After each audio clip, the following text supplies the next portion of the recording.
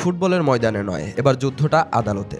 প্রতিপক্ষ ইউরোপীয় ফুটবলের সর্বোচ্চ সংস্থা উয়েফা, আর সেই লড়াইয়ের সেনাপতি স্পেনের লা লিগার ক্লাব রিয়াল মাদ্রিদ। ইউরোপীয় ফুটবলের শক্তিমান এই ক্লাবটি এবার ক্ষতিপূরণের দাবিতে মামলা করতে যাচ্ছে উয়েফার বিরুদ্ধে।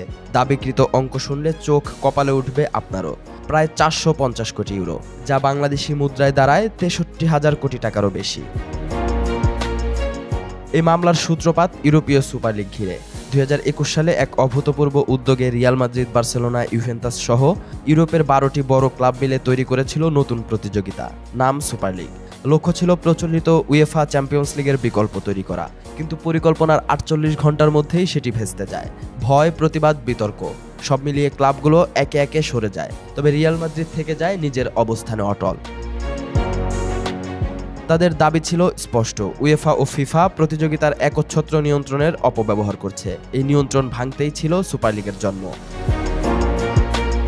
এরপর শুরু হয় আইনি লড়াই। 2023 সালের ডিসেম্বরে ইউরোপীয় ইউনিয়নের আদালত সিজেইউ রায় দেয়, উয়েফা ও ফিফা যে নিয়মগুলো দিয়ে সুপার লিগ ঠেকিয়েছিল তা ইউরোপীয় প্রতিযোগিতা আইনের পরিপন্থী। এই রায়ের বিরোধিতা করে উয়েফা যায় আপিলে, কিন্তু মাদ্রিদের প্রাদেশিক আদালত এবার সেই আপিলও খারিজ করে দিয়েছে। এই রায়ের পর যেন নতুন প্রেরণা পেল রিয়াল মাদ্রিদ। ক্লাবের এক বিবৃতিতে তারা বলেছে, এই রায় তাদের জন্য একটি বড় জয়ের সমান।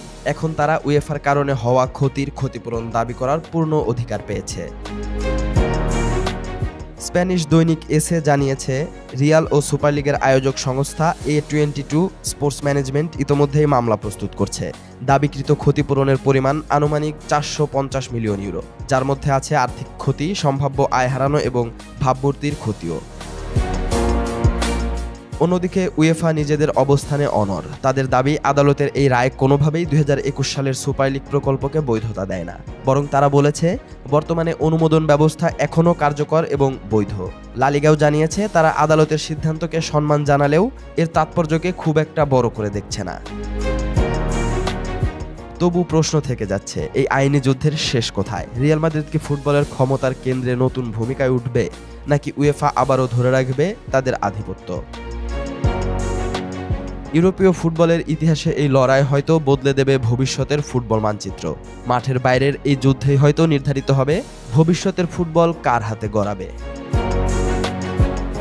এখন সব চোখ মাদ্রিদের আদালতে, যেখানে ফুটবলের সবচেয়ে ধনী ক্লাব লড়ছে ফুটবলের সবচেয়ে প্রভাবশালী প্রতিষ্ঠানের বিরুদ্ধে। এই লড়াই হয়তো শুধু আইনি নয়, এটা ক্ষমতা, প্রভাব আর ভবিষ্যতের ফুটবল স্বাধীনতার এক নতুন অধ্যায়ের সূচনা।